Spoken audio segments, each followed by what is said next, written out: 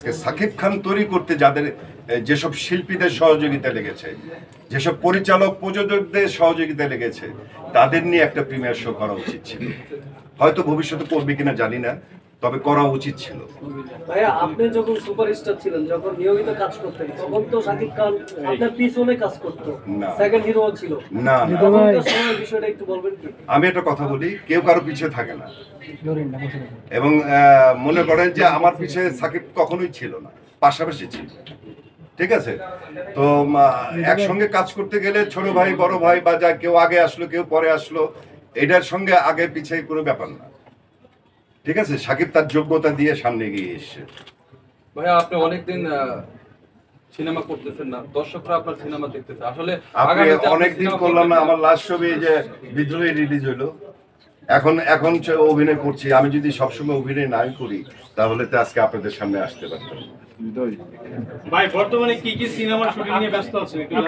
আমার এখন কাজ শেষ হলো আপনার মুক্তিযুদ্ধ ভিত্তিক যে ছবিটা অপারেশন জ্যাকপট, যেখানে আমি জেনারেল ওসমানীর ক্যারেক্টার করছি, এটার কাজ শেষ করলাম। লাস্ট একদিন শুটিং বাকি আছে, 28 তারিখে।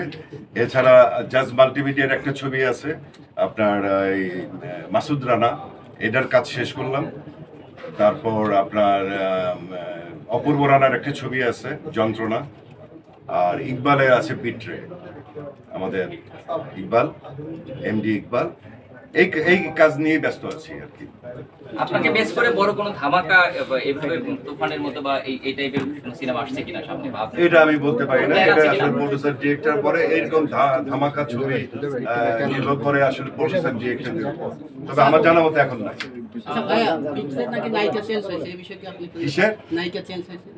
আমিও আপনাদের মতো আসলে মোবাইলে দেখছি, আমি নিজে জানি না। ভাইয়া, ইকবাল ভাই সিনেমা মানে চ্যালেঞ্জ, আপনার কাছে কি মনে হয়?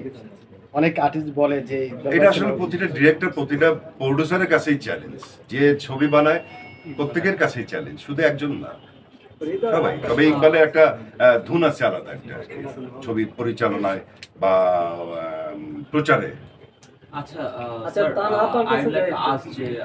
এখন কি আপনি মনে করছেন যে আগে যে জনরাটা ছিল বাংলা সিনেমার, যে রোমান্টিক যে ইয়েটা ছিল, ওই জনরাটাকে চেঞ্জ হয়ে এখন অ্যাকশনের দিকে যাচ্ছেন? Is it the future? তবে এখন যে আপনি সুন্দর একটা প্রশ্ন করছেন, এখন কিন্তু চলচ্চিত্রের গল্পটা এবং ধারাটা চেঞ্জ হয়ে গেছে।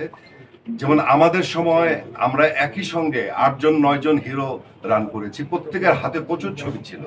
যেমন সিনিয়রদের মধ্যে আলমগীর ভাই ছিল, রাজ্জাক আঙ্কেল ছিল, ফারুক সাহেব ছিলেন, এরপরে মান্না, রুবেল, আমি, বাপ্পা, তারপর রিয়াজ, ফেরদৌস, এরকম অনেকেই ছিল। এবং একটা ছবিতে দেখা গেছে 3টা হিরো 3টা হিরোইন কাজ করছে, বা একাধিক হিরো হিরোইন নিয়ে, অথবা দেখা গেল সিনিয়র একটা আর্টিস্ট আছে, আলমগীর সাহেব, জসিম সাহেব আছে, শাবানা ম্যাডাম আছে, আমি পপি, শাবনূর, আমি অভিনয় করেছি। এবং ফ্যামিলি সেন্টিমেন্ট নিয়ে ছবি হইতো, এবং গল্পটা কিন্তু একটা বড় আকারে হইতো।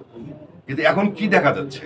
এখন দেখা যায় যে একটা হিরো একটা হিরোইনই বেশি প্রেফার করে অনেকেই। অনেক হিরো হিরোইনের নাম শুনেছি, না ভাই 2টা হিরো থাকলে করব না, 2টা হিরোইন থাকলে করব না। তাতে কি হয়েছে, গল্পগুলো কিন্তু একই রকম হয়ে গেছে, চেঞ্জ হয়নি কোনো। দেখা গেল যে ওই একটু রোমান্টিক ওয়েতে হয়েছে, বা একটা নর্মাল সিঙ্গেল অ্যাকশন ছবি হয়েছে। আসলে কম্পিটিশনও দরকার আছে। যখন নাকি আমি আর মান্না একটা ছবি করতাম একসঙ্গে, তখন আমাদের মধ্যে কম্পিটিশন থাকে, কে কার চাইতে ভালো অভিনয় করতে পারে। এখন এই জিনিসগুলো দরকার, গল্পগুলো চেঞ্জ করতে হবে, কারণ এই সব ছবি কিন্তু হবে না, তুফানও হবে না, সব ছবি কিন্তু এইরকম হিট করবে না, অত গল্প চেঞ্জ করতে হবে।